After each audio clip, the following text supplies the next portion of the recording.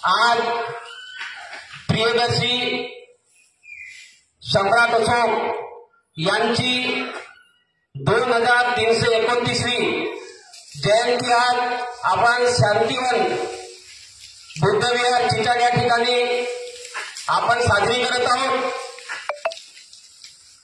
तर आपण सम्राट अशोकांची जयंती का साजरी करायला पाहिजे आणि नेमकं सम्राट अशोकाचा इतिहास काय आहे, नेमकं सम्राट अशोकानं नेमकं काय घडवलं आणि आपल्याला काय दिलं। तर सम्राट अशोक यांनी हे जगातील एकमेव असे